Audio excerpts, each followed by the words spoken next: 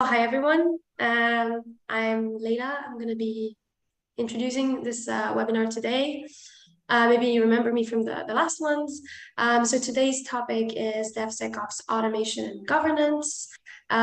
We have our host, our usual host, Laurent, talking about this topic today. Just so you know, this is part of a series, which I'll touch on the next slide. But first, just wanted to present our speaker and the team behind this webinar. Laurent, who is the co-founder and CEO of Strong Network, a Swiss-based cybersecurity company that developed a platform which empowers developers to work from anywhere while keeping the organization's data and assets secure. We'll talk about the technology behind it, but essentially leveraging container technology, the solution helps organizations reduce IT costs, automate DevOps, which is what we're talking about today, protect against external and internal threats, as well as provide real-time process governance metrics. Laurent, prior to that, founded Strong Codes, a Swiss cybersecurity startup that is dedicated to protecting companies from having their codes tempered or reverse engineered. He led the company to a successful exit in 2016 when Snap Inc. acquired the company, which led to worldwide coverage for those of you who have read about it. And even before that, his career spans over 20 years, notably working at IBM's research division in New York and Tokyo, where he is right now. And you'll read about it in the coming articles, but he really enjoys writing on Medium about security topics, the future of work, and many other topics around this area. And finally, he also received his engineering degree and PhD from EPFL in Lausanne in Switzerland, where we are based. We also have Awen, who is the security researcher at Strong Network. It was a tandem effort to be able to deliver this presentation to you today. He's an amazing researcher on our team who's looking into strategic angles and bringing also a lot of new thoughts into the way that we deliver the platform and the market in which we're in. So also a shout out to Awen. And now I'm just going to quickly cover the webinar series that we're part of. So this is the third webinar of our series. We're on the third webinar, fourth week. We've had, if those of you remember, the first webinar was around securing laptop for developers. Last week, we talked about the alternatives for DAS and VDIs. Today, we're talking about the DevSecOps automation and governance. And next week, we're touching on compliance, on achieving regulatory and security compliance across the development process. Before I hand it over to Laurent, just so you know, please submit any questions you might have in the Q&A box on the bottom. I'll take the questions at the very end of the session. We'll do our best to answer as many as possible. If not, we'll send all of the answers by email. And of course, the recording will be sent to you after as soon as it's available. And now, handing it over to Laurent. Thank you. I hope you can hear me well. I'm still in Japan, so it's a bit late here, but I think it's fine. I'm quite happy about the work that Awen and I were able to do on that topic. Also, it's a work in progress because basically there's a lot of things that I like to cover on this topic. It's not finished. We're actually investigating this topic actively. And I mentioned exactly where we're going to bring that research, but I think it's really interesting because with the technology that we're developing at Strong Network, we hit like a kind of a new area of container-based development, and we can really, I think, improve on the current benchmark. And so today, what I'm going to talk about is a bunch of results coming up from a review, a study that was published a few years ago, and that was actually updated a few months ago. So we get actually the latest results, and I'm going to discuss these results here. So I'm going to explain basically how container-based development can really improve the bottom line of companies, and especially cutting on costs, and really improving a lot of aspects of the code development process. And it's all putting together a DevOps process that can be way laid out, efficient, but actually, and I want to bring this to next level with explaining how using typically a platform with online containers like with the one we provide is actually can really, on top of the result that I explained today, improve things even more. And this is what we're working on right now. And something we haven't mentioned is that these webinars actually we're going to give them like multiple times, and we're going to update basically the content. So most of these topics here will be something that we're evolving and we're discussing. So I mean, you might attend like not a webinar perhaps in a month or so, and get actually an update on what we're talking about today. Okay, so I'm gonna go with first a short introduction about DevOps and where did it come from, because it might not be completely obvious where people for everybody where things are. How does basically DevOps as a process structure came from, and how basically all this thing happened, and actually it's a good thing I'm in Japan, because it's actually even here I put like 2001, the Agile Manifesto, but it's actually before that. There's something that's called lean manufacturing in Japan. I didn't cover that part in that chart because I thought it was, that would be a bit too thing, but too much material. But when I'm teaching a class on DevOps, I did that in guest lecture at the PFL a few years ago. I was touching on that part as well. Is that it's actually it came initially from the practice of called lean manufacturing. It is something that actually that was perfected in Japan, and I'm not going to go into the history. It's called Kaizen. Kaizen means in Japanese like improvement and optimization. That's multiple meanings for that. And this is where basically Agile came from. And there's a few principles of Agile and DevOps that I'm not going to go into this here, but like the one, for instance, is the principle of small batches, like you make small changes to code, but you try basically to release software frequently. And the only reason why actually this came up really around like 2008 and 2009, you can see here with Agile Manifesto 2001, this is basically where some kind of key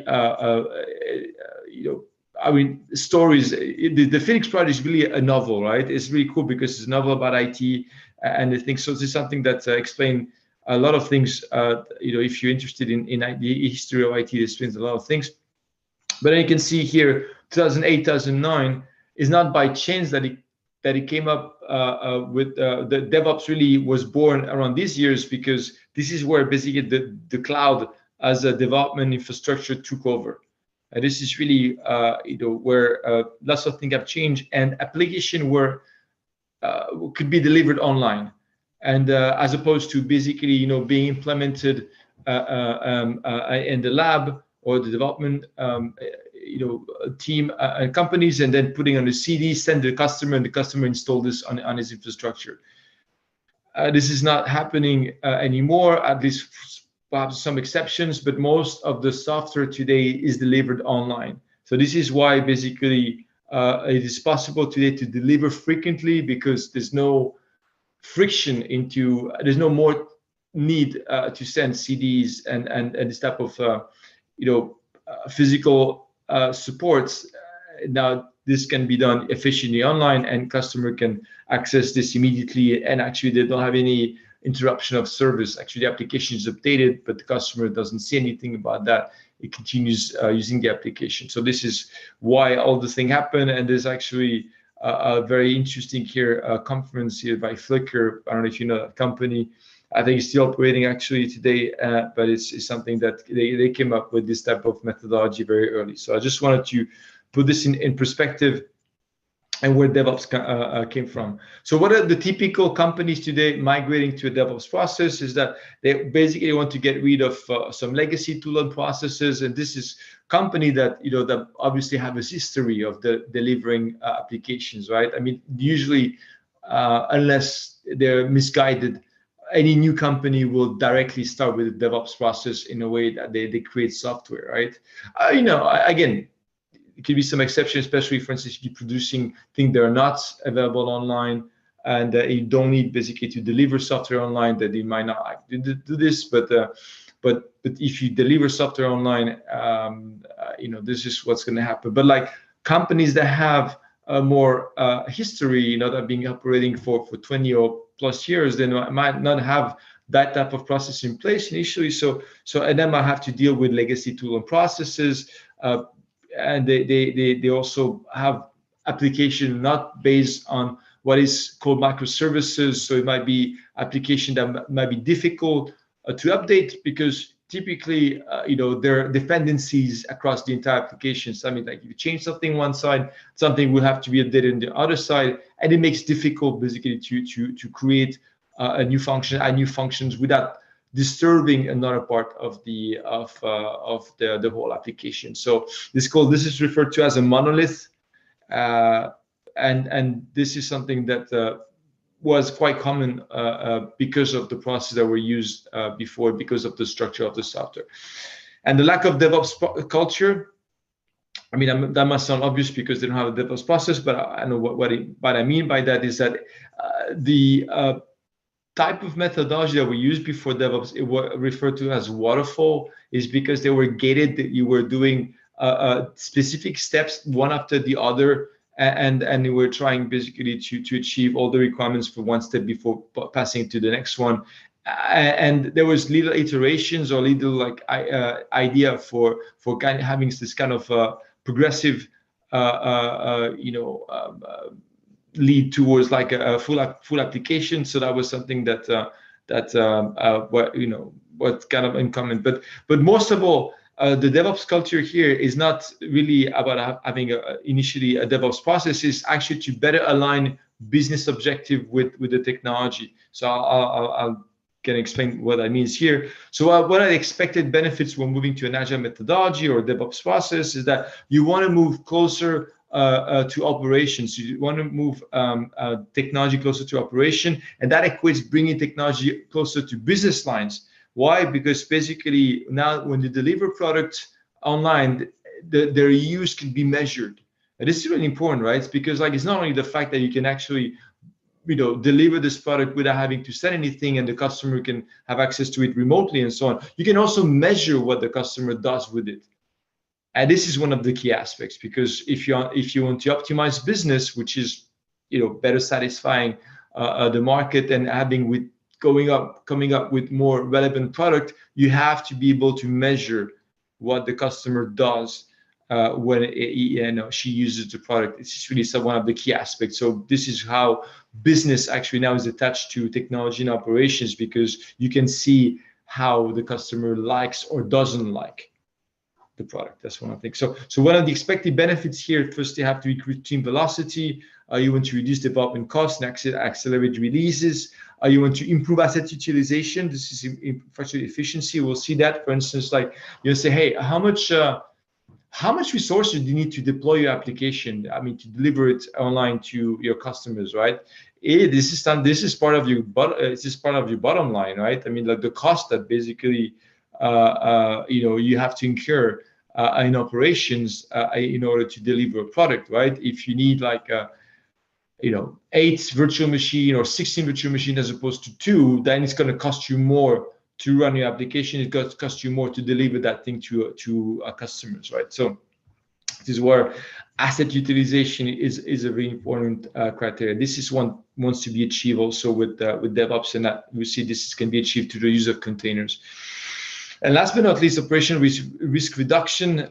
You want basically to be able to have a more assurance when you deliver your stuff to the customers, because you don't want to deliver something that breaks, right?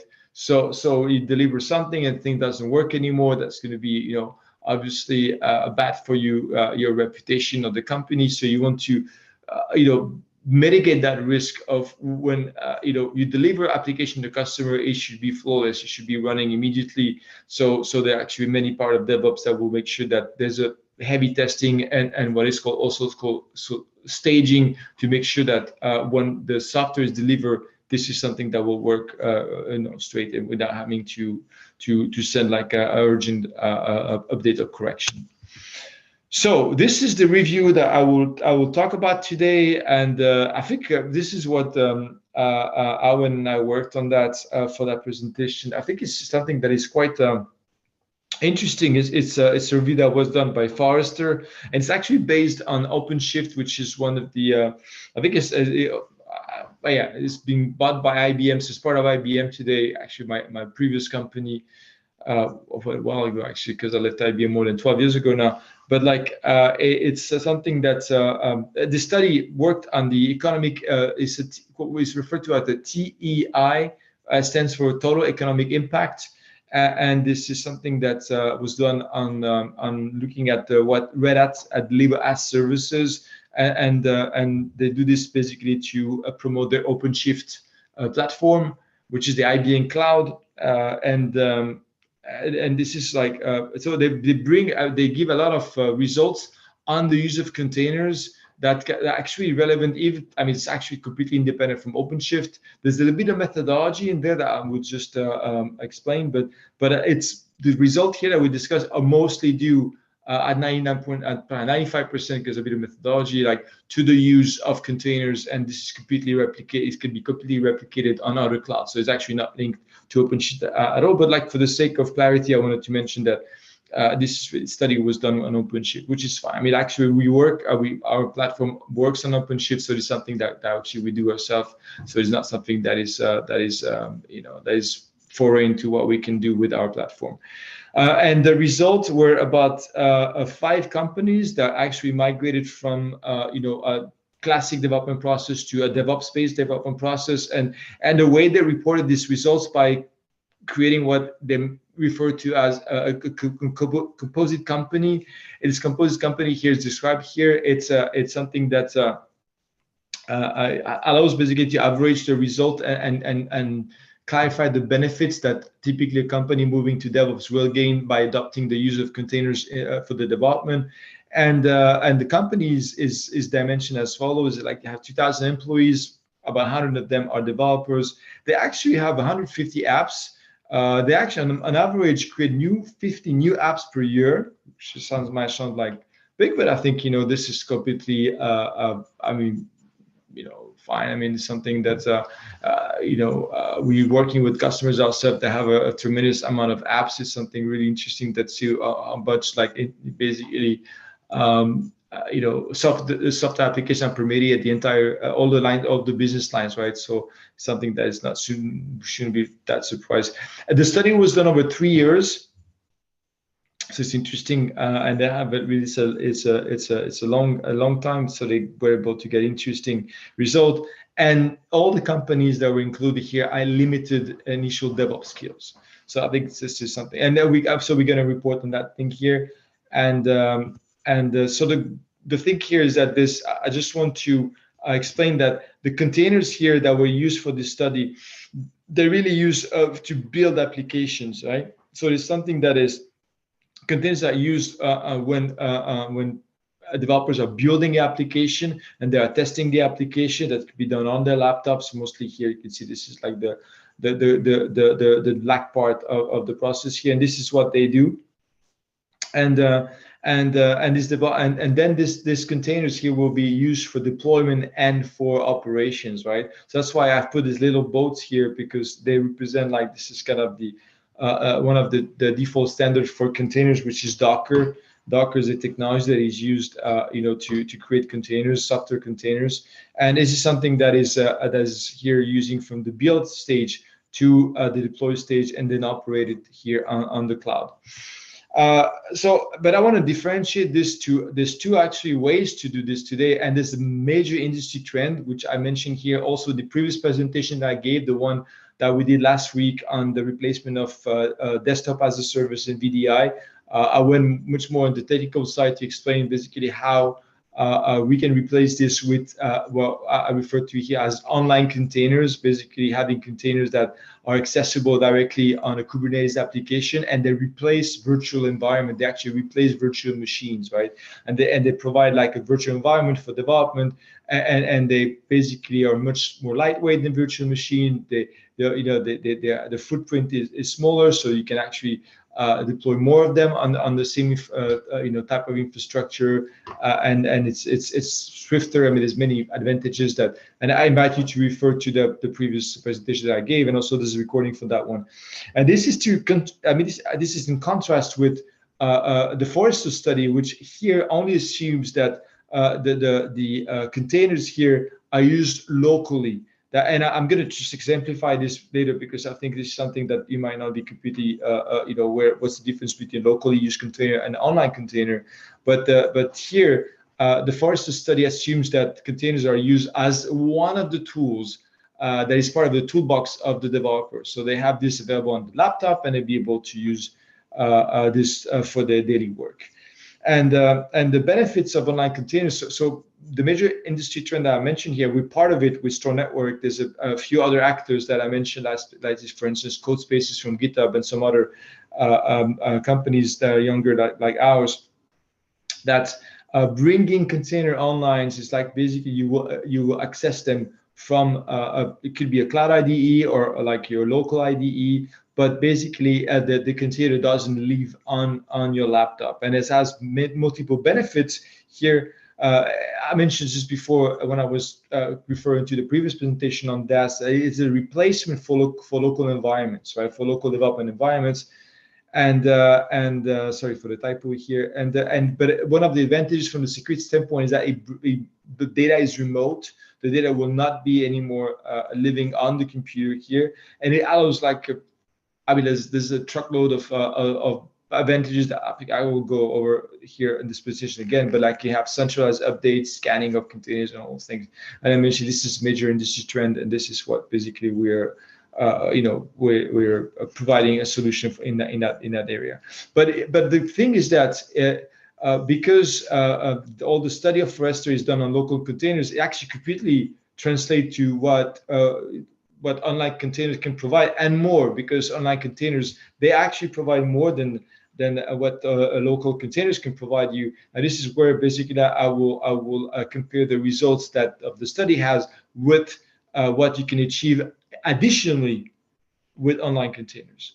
And I was mentioning this is a work in progress, because what we're doing here with Owen is that we're going to push the study further, and we'll actually look at our own development data, because we are using our platform to develop our platform. We're going to look at all the data we have and look at the one we have from the study as a benchmark, and see how we can basically compare to this and how we accelerate from that benchmark. And that will be for the next presentation. So what we do here is that I'm explaining here to you how we can bring the use of containers before the build stage, right? And this is what I think have become interesting, because if you look at the Forrester studies, that they started using here containers from the build stage, and then they go to deploy and operate, right? But here, actually, with a platform like ours, you can actually bring containers straight from the coding stage, so before the build stage, and use them as development environments. It's what we have here is the Store Network virtual workspace infrastructure. This is our product name, and it's actually used to provision. And we call this secure coding environment. And I mentioned, I'll explain what the security is here in the next charts. But this is where you can use this environment as directly as environments. And this is where I think we can improve. So you can improve on the benefits showcased in the study over several criteria by deploying containers as development environment online. And the benefit we'll see here is that actually, since now they're online, you can actually provide them to also team members that actually regardless of the location, they can get access to this environment. So it's something that we'll see benefits when you have distributed team. It also allows inhomogeneous IT and BYOD, because now if you can work from this environment, I mean, it's actually whatever OS or machine you use, that will have no impact on you access that environment and coding on the environment on that environment. And that environment usually is a Linux type machine. It brings security compliance, because you can actually extend that notion. This is what we do with the platform, is that you can actually provide that access control and enable confidentiality of data, and most important, process governance. You can actually look at metrics over productivity, accountability, and cost control.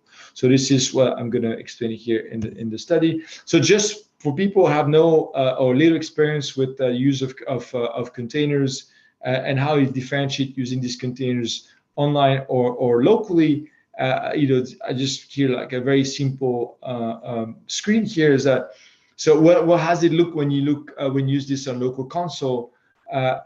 So basically, containers, they can be used as a way to locally build and test environments or an application that was created by the developer. It's often a manual task and operation performed by developers confined to their machines. Yes, I mean, like as long as you work on your machine like this, we don't know exactly what you're doing, and and you see that having a centralized way to look at this operation could be very beneficial. But here you can see that the developer from the console here, which is like command-based interface, you basically will run the Docker container here, and this is actually an interactive mode, and you will run some type of script of some kind of application inside the container. And if basically the container is not available in terms of the different layers, different dependency that it contains, it will be automatically downloaded. This is provided by Docker as an application, right?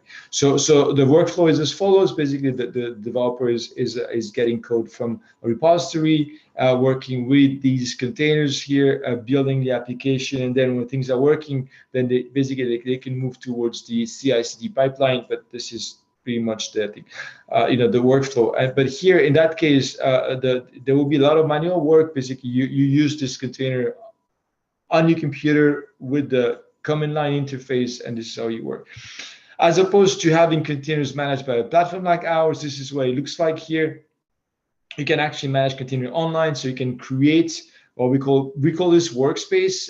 We call this a workspace on a strong network. You can actually create a workspace online. And this will appear here on the platform as such. Like you can see, this is like all the workspaces from our team, and you have a centralized view basically of all these containers, what kind of machine they're deployed on.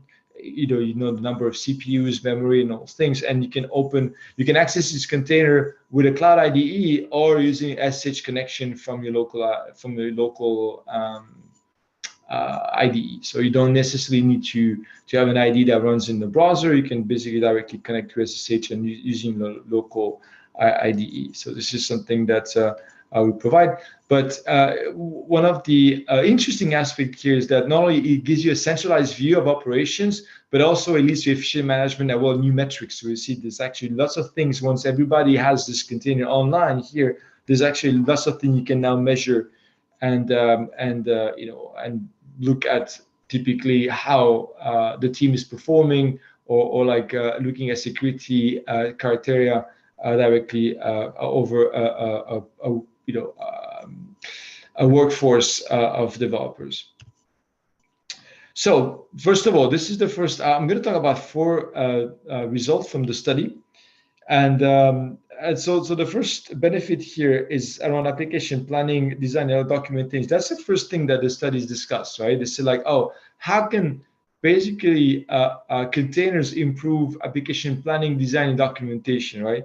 So here for this result, and only this result, it is actually a bit of methodology, because I think one of the things that Red Hat in this case was bringing is like also the services, and they explain how a DevOps transformation can be beneficial for the company. And wherever you go, when you change the way people work, you need to bring what is called a methodology, which is just a way to do things, right? So simply put, you say, well, when you start working, this is how you have to plan your new software. This is how to plan your new functions and so on. And it's just, but most of here, it's actually the most important thing will be to have people get access to containers, right? So think basically of putting together like what is called a registry, where you can actually get access to default software stacks. So you can access to default definition of containers that your developers will be able to access for local build and testing. So when you see here on that image here that this thing is downloading, then here this will come. This actually will be downloaded from that registry, or for like basically that place where all the software stack were created for the team, and people get access to these containers, and then they will work, at least on the Forrester, they will work here locally on this thing. So on the machine. So here, it's interesting to see that when using container, even locally, developer reduce the time required to plan, document, and design this application by over 80%, which is really remarkable here. So and this is one of the reasons here is because like the adoption of containers really simplifies a lot of the job of developers. And in this case, there were 50 new applications built annually. And I invite you to look at all the details of the study, because the goal here is just to report the main result, but not. I invite you to look at the and actually we can give you the reference for the study. It's actually very easy to find online. The percentage of new application built out of containers here will increase by 10% in year one to 35% in year two. So 1/3 of the application here will built based on containers. And I think, well, this might be due also because there's a shift from legacy application to new ones, and this is something that requires some time. There's actually an update on this result in the study that was released a few months ago. I think it was May 2022. And here also they mentioned there will be 12 legacy application over the 3 years and so on. So it's interesting. So here. But I think the conclusion from this first result is that the access to containers is a key enabler. So here, I think this is where by putting your containers online, this is something where you can really improve the status quo, because accessing containers is not only basically getting access to a Docker registry, or like a registry for all the containers, but it's also something that could be bring much further. So like, if you have typically a platform like ours, and you can bring the management of containers online, there's many things you can do to actually improve more access, but also data control, what's happening with these containers. So typically, it's a few of the benefits you will get by putting these containers online. First of all, I mentioned this before, and this is where the example I think is very useful in many cases, that containers also can be accessed with directly and develop an environment anywhere. In that case, that would be a cloud IDE or to an SSH connection, but this is something that allows you to onboard developers. That could be also in actually any location. And this zero installation configuration. This is something that will also derive from the study of Forrester. But then what thing we do here is that we can actually share environments, so you can actually work one or more people from the same containers and do exactly, if you know the analogy of like being two people working in a Docker, in a Google Doc, when people can work together on the same document. This is something that actually can be done similarly on this with this technology. So we can actually start sharing access to the same container, or sharing access to the same IDE, if it's a cloud IDE in that case, and basically have people do what is referred to as code review. But most importantly, data control is something that is really interesting here, is that we can improve on that a lot. So you can have a centralized quality management, is that here you can actually make sure that all the containers, they're free of vulnerabilities, and not only when they are in the registry, because you could obviously do this from the registry standpoint, but like even when they're in use, right? Because you have access to this is where you have access when people work within the containers, which is not the case if they use locally, because when they're local, you won't have basically the benefit of looking at what people are doing with these containers. So you have an environment version control. You can scan for vulnerability. You can update the containers, and also you can do adaptive security compliance. For instance, you could say, if this container is used by a freelancer or a worker that is basically something that might actually be temporary with the team, you can also do, so we provide data prevention, and you can protect the data in these containers, which you wouldn't be able to do if you work with local containers. So the second result here I'd like to talk about is now about development, testing, and deployment. So you can reduce this cost of these phases here, and the result here is that you get actually benefit of accelerated application development, testing, and deployment cycle, and you can slash initial build cost by more than 60%. So it's interesting. I mean, again, refer to the for all the details, but here this is how it works. So the initial build cost decreased from 50 to 80%. So the organization spends an average of $262,000 for each application. This is for build, test, and deploy. And the way they get to the figure like that is by looking at how many people participate to the project, what's the average cost of a developer for this, and how would it cost you basically to bring an application like this to your customers or to market or within your company here.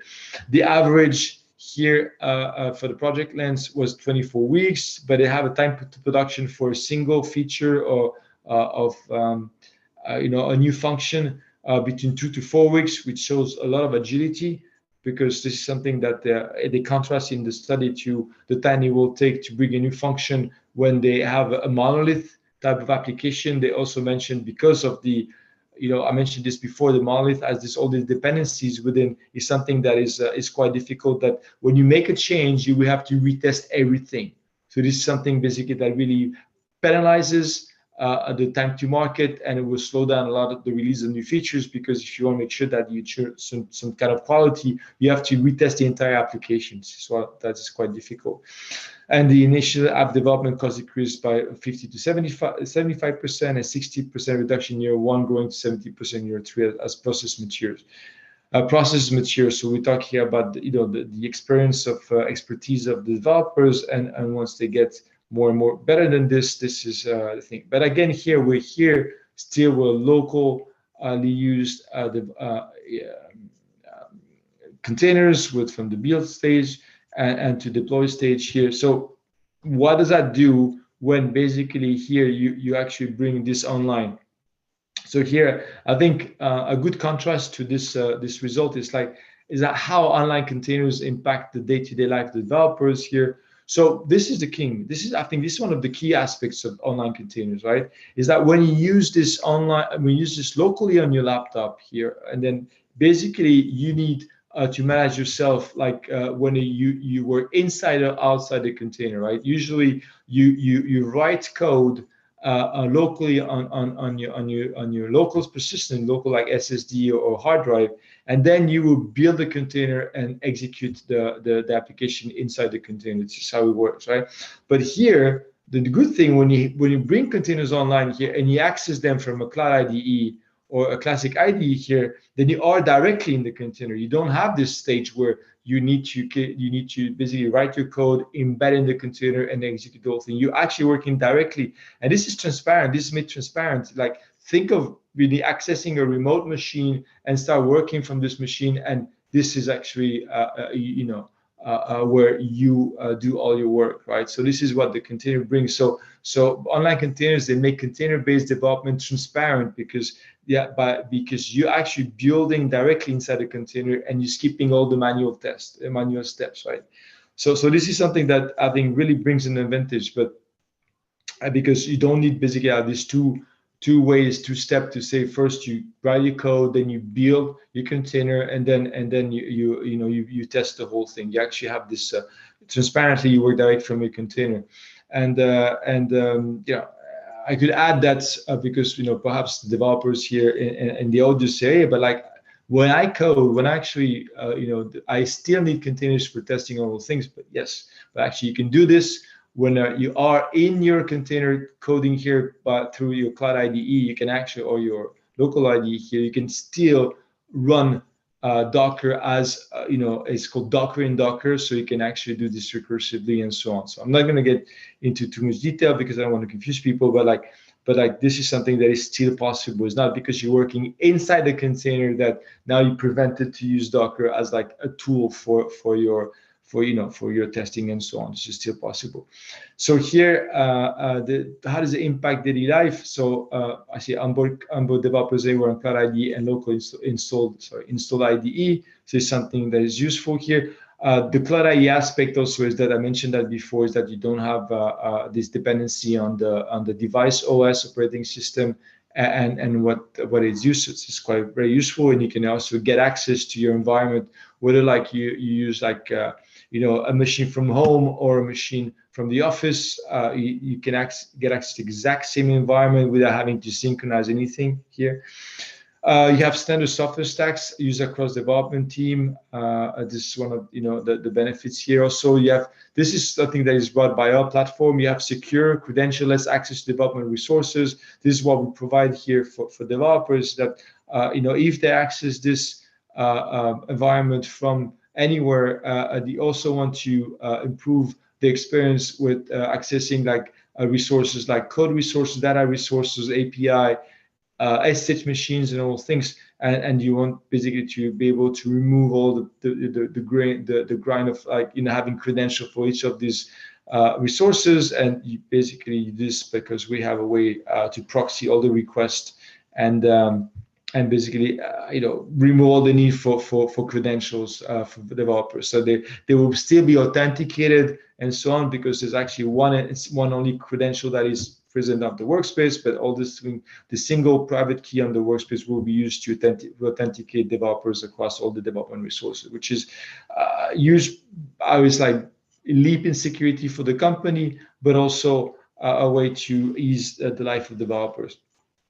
Sharing workspaces to provide feedback and actual development. I mentioned it here because the feedback aspect of things was really an impact on the productivity of developers and how basically DevOps was improving the result that I just said before. Okay, result number 3, benefits around application upgrade, maintenance, and management. So this is something basically also that's very important, because once you have created an application here, you need to maintain and update the application. So here the cost will improve by 50% on average.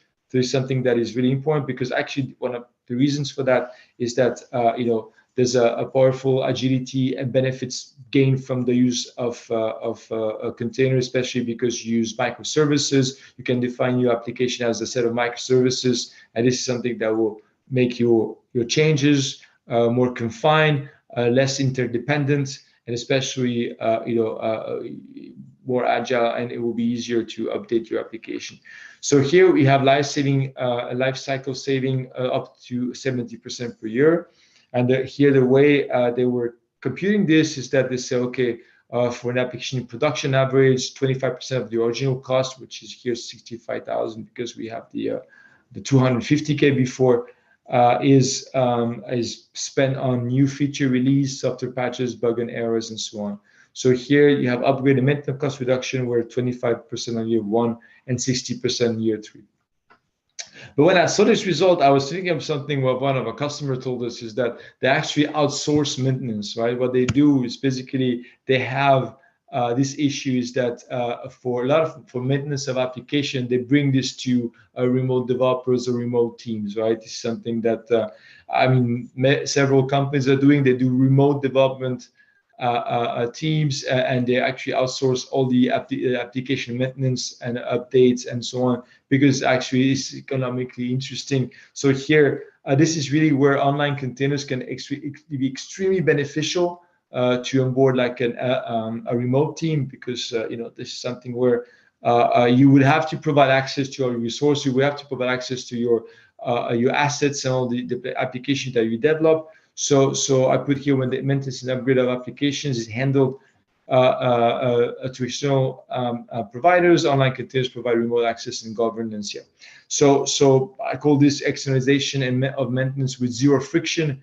First of all, because you have secure online access to development. This is something that is provided by our platform. Here you have like a sec proxy that goes through all the resources here, including the containers themselves, but also you have remote. This RBI stands for remote browser isolation. You can also give access to your GitHub, GitLab, any type of application. You have like a third-party application used for DevOps. you can give access to this application through a remote browser. A remote browser isolation. It's in our case, it's a secure version of Chrome, and here you can actually implement this security measure really extremely easily. Is data loss prevention, to prevent basically data exfiltration, zero trust access to resources, which actually in our case we manage all the keys, so there's no more need for this remote team to really have access to keys so it really confines their access to resources only from the workspace environment that you provide to them, and they cannot circumvent that environment.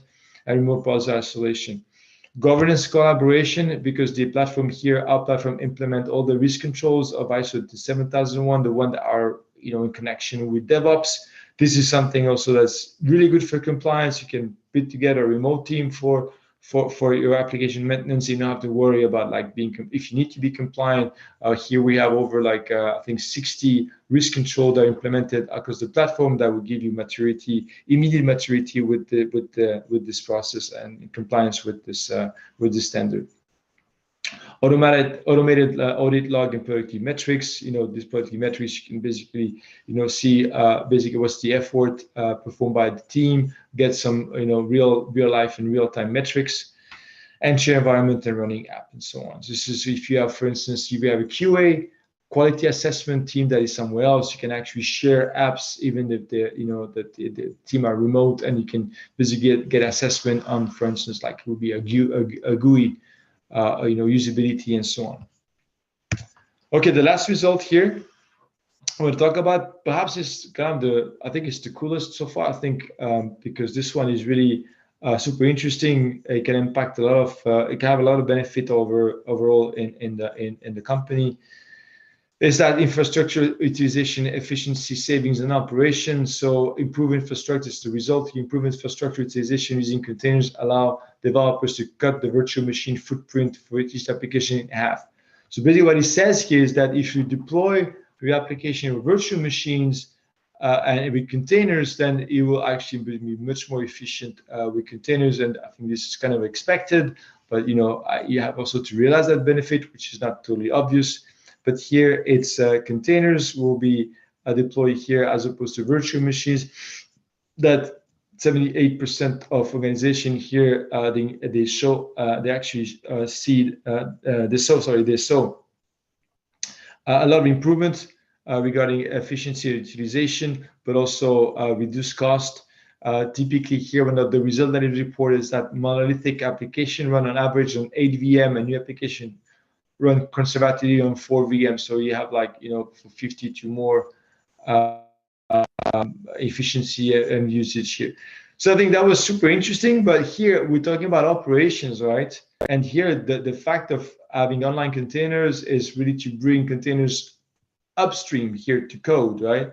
So this is what it leads to. So I said what about reducing your cost of operation, but not in production, right? In development, which is one of, I think, really cool stuff. Is that what it means is that, well, perhaps you can replace all these expensive laptops for developers, or thing that will be having a carbon footprint or a hardware was quite significant. And you can actually replace this with virtual resources. Then developers can work for actually any machine, right? It could be their own, but also an efficient Chromebook, and something that also security model is more efficient. This is the idea here. So this is one of the promises of online containers that is really cool, is that you can actually improve also infrastructure on development and not only in production. So the benefits here, the benefits deriving from the use of containers production can also be reflected on the use of containers for development, right? And the goal here is to decrease the overall cost of physical laptops used for developers, for instance, optimize the use of cloud compute and storage across workforce, and control and govern cloud costs, right? This is something actually that one of our customers is very keen on. Actually, his name is Broadcom, large company in the US here. This one, they really want to watch their costs. So they ask us to put all these new functions for cost management here. This is to see the graphic here is actually our own cluster, which scales up and scales down every day, and this is the weekend and stuff. So we basically only pay for what we use. So this is one of the things that is interesting, and so on. So I think it was perhaps one of the most interesting results, and that I will conclude here today the presentation with this, is that we can achieve some type of sustainability also from the infrastructure that you use for your own development by putting your compute and your storage online fully on the cloud, instead of having like a lot of hardware footprint and so on. So adapting the virtual workspace infrastructure, I mean, so we provide environment to directly develop an environment directly from the code stage. You can use containers directly from the code stage, and this is something that the containers will be online. So we access containers with a cloud IDE or your local IDE, but a SSH connection, so it brings data remotely. These containers also the advantages that are, as opposed to a solution from Codespaces or Gitpod or other providers, that we actually provide, we secure access to corporate data from this container. So this container, they all they all allow the developers to get rid of all the credentials, and we monitor, we look at all the access to all the company resources here. And also we complete the security scope by also looking at what's happening with code and data is in third-party applications like GitLab, GitHub, and all things. We basically here control so the data when it's in third-party application with the secure browser, I mean the remote browser isolation and so on.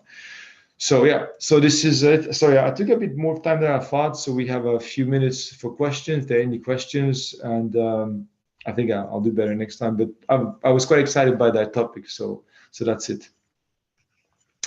And Awesome. Leila, I think it's your turn now. I'm gonna pass the. Yeah. Amazing, thanks. Yeah, we do have a couple questions, so it's great that we have 5-6 minutes. Cool. Yeah. Well, the first question is, what is the first thing you would recommend to a structure that wants to adopt the DevSecOps best practices? I think, it also always start with a bit of methodology, understand also the goals. There's actually this, I recommend this book here. This is the first thing I've read, to understand really how DevOps works. And there's like the three or four principle of DevOps, and I think so first, like understand, it is part of the training basically. We work actually with a service company in Switzerland that is basically interested in providing all this transformation services for this, and I think this is the first step before you adopt a platform like ours. You need to understand how your team's going to work a bit differently, right? And also from the way it is structured and some of the principles of principle of feedback with a pull request. I mean, there's many things here that would have to put in place. So I think the methodology at least is important when you do a first transformation in DevOps. I recommend this book for that purpose. And if you want all the notes, I have a bunch of notes on this book if it is interested. Yeah. Great. Yeah, maybe we'll reference that in the email afterwards. Exactly. Resources to have on hand. Mm-hmm. Awesome. Cool. The second question is, do I need to recruit a container technology expert to implement such strategy? That's actually a very good question. Now, I think, I start from the principle that if you're a developer, I mean, like container technology should be quite straightforward to understand. I don't think it's like there's really the need to have there's no experts of containers, because it's not like something that warrants. It's not a technology that warrants like you don't have to do a PhD on containers, right? I mean, this is something that I think it's just if you understand what a process is, a machine, and you can access a machine to. When I always put this analogy, when I was like 20 years ago, university, and we're accessing a remote machine to its SSH or Telnet at the time before we had encryption. This is kind of the same way. You work from this machine and you work remotely and so on. So no, I think it's kind of technology is simple enough just to to get like a very simple training course and using containers. It's quite straightforward. I wouldn't be worried about that. Awesome, Yeah. thanks. And then the last question we have is, can smaller organizations also benefit from these practices, or do you need to be a large infrastructure? I think any there's two parts behind this question. Any company can benefit from the agility of containers. I mean, it's really not something that is necessary to be a large company, or the benefit do not show at scale. They really show from the beginning, right? Because you get agility from the beginning. And now, for the sake of the platform itself, if you want to get the benefits of the online platform, like the virtual workspace infrastructure, like I mentioned here, we actually have, and you want basically to bring your containers online, right? And get that benefits, like, because we have an enterprise version. This is where we work with a lot of enterprise customers. But if you want to bring this benefit, even from a startup standpoint, that we have actually a public SaaS, we have a software as a service platform that you can self-adopted, and we have here a official launch of that platform in a few weeks from there. From now we will do this at the Slush conference in Helsinki in Finland, and this is where we want to launch our service for startups and small companies. So basically here, in the analogy, is like if you want to hire a remote developer and you want basically to bring this developer into your project without having to risk or explicitly share your data, or like you don't want that person to have copies of your data and so on. So this, you can use that service for that purpose. I think you can just go to strong.network on our website, and you can actually directly get a free trial, and you can try to get. So we equate this to the virtual secure laptop for small companies that, imagine like this small company would like to send a secure laptop to this remote developer that she wants to hire for a few months, or like a project, then this is a virtual way to do this. So yeah, it's a way to do this as well. Yeah. Great. Yeah, maybe we'll provide a link. It can be like a pre-release access to the platform. Yeah, exactly. If you're a small company, you want to try this, we had an official launch, and this is really this is replacement like for secure laptop or desktop as a service, or like a VDI, but only for development. It's not a full desktop. Yeah, and we do offer 30 days for free, so also worth mentioning. Yeah, exactly. Great. Awesome. Yeah, these were the questions we had for today. And again, we're right on time. We're pretty good at finishing in a timely way. Thank you. So awesome. Thanks, everyone. We'll share the recording after the session.